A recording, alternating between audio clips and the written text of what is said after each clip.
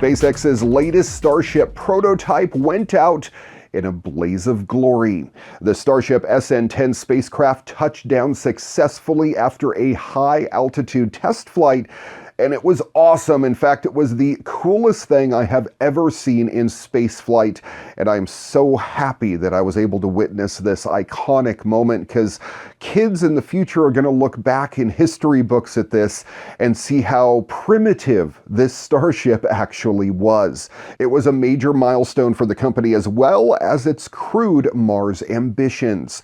But the vehicle didn't manage to hold itself together. It exploded about 8 minutes after landing.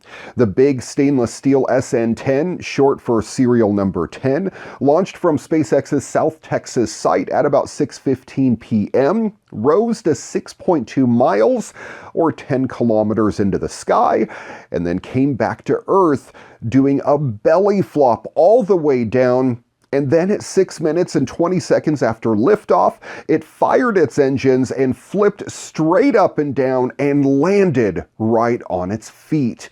It was the third high-altitude flight for a Starship vehicle, but the first to feature a successful landing. SN-10's two immediate predecessors, SN-8 and SN-9, flew well during their jaunts, but of course both hit the ground hard and ended up in pieces. SpaceX's principal integration engineer, John Insprucker, said during SpaceX's launch webcast, "Third time's a charm. We've had a successful soft touchdown on the landing pad that's capping a beautiful test flight of Starship 10. But that wasn't the end of the story. Even as cameras flipped off left and right and left viewers with black screens all over YouTube, some flames were still visible near SN-10's base shortly after landing. That was a sign of things to come. The vehicle exploded on the landing pad at about 6:30 p.m., rising up and crashing down again in a huge fireball. SpaceX is developing Starship to get people and payloads to the Moon, Mars, and other distant destinations, and to fly any other mission the company requires. It's even going to enable us to fly from, say, Australia to Seattle in less than an hour. Indeed, SpaceX plans to eventually phase out its other flight hardware too. The Falcon 9 and Falcon Heavy rockets and Dragon cargo and crew capsules will all go away and let Starship shoulder the entire load. That comes from company founder and CEO Elon Musk. We'll see many more test flights in the weeks and months ahead. SpaceX is already building multiple SN-10 successors, as well as the first Super Heavy prototype. Musk has said that the company aims to get a Starship prototype to orbit this year, and he expects the final spaceflight system to be flying people regularly by 2023. SpaceX already has an operational Starship flight targeted to launch that year, the Dear Moon mission, booked by Japanese billionaire Yasaku Mizawa. Mizawa is looking for crew members to join him on that 6-day journey around the moon, so throw your hat in the ring if you're interested. The most powerful rocket ever built put on quite a show during its debut space launch. With a mighty roar, the first ever integrated Starship rocket soared towards space from SpaceX's Seaside Starship facility at Boca Chica Beach at South Texas's Gulf Coast. That was at 9:33 a.m. on April 20th. It was a spectacular and surreal sight. The 934-foot-tall Starship, the biggest and most powerful rocket ever built, rose off Starbase's orbital launch mound to top a pillar of flames generated by its 33 first-stage Raptor engines.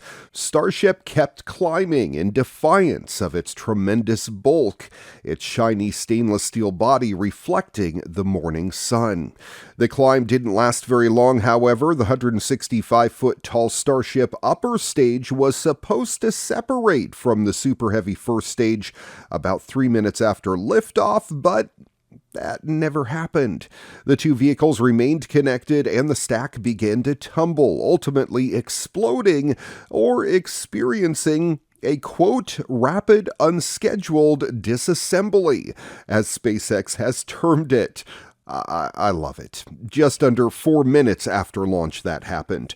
The destruction was intentional, ordered after Starship experienced those first problems. The vehicle experienced multiple engines out during the flight test, lost altitude, and began to tumble. The flight termination system was commanded on both the booster and the ship, SpaceX wrote in an update a few hours after flight. But the employees gathered at SpaceX headquarters in Hawthorne, California to watch the launch let out a massive cheer at Starship's demise, celebrating the gains made on its first ever liftoff. The giant vehicle reached a maximum altitude of 24 miles, according to the data on SpaceX's launch webcast. To get this far is amazing, SpaceX's Kate Tice said during the webcast. Everything after clearing the launch tower was icing on the cake. SpaceX's Starship finally reached orbital velocity on March 14th. Shortly after taking to the skies from Starbase in southern Texas, the rocket performed hot staging separation for only the second time. The world's most powerful rocket went on to complete several other impressive milestones.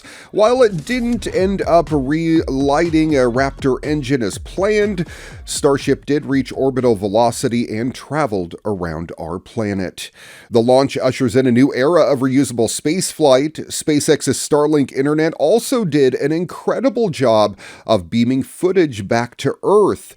It allowed millions to stare in awe as the rocket re-entered Earth's atmosphere surrounded by a wall of plasma. This time we got to see it, and it was incredible. SpaceX successfully performed a number of milestones, including opening Starship's payload door in space. This demonstration tested the method SpaceX will eventually use to deploy Starlink satellites and other payloads with Starship. The rocket also conducted a propellant transfer demonstration in space. This procedure will be crucial for future missions to the Moon and Mars, as it will allow Starship and other vehicles to refuel in orbit. Unfortunately, the signal was lost during the first parts of Starship's descent back into Earth's atmosphere. That means SpaceX wasn't able to perform the first ever relight of a Raptor engine. If they had, they would have demonstrated a controlled re-entry and a soft splashdown in the Indian Ocean. Instead, the mission ended with a hard splashdown in the same region. All in all, though, the mission was a huge success. SpaceX employs a design approach that sees it essentially fail forward with every launch, and it has been working for them since the early 2000s.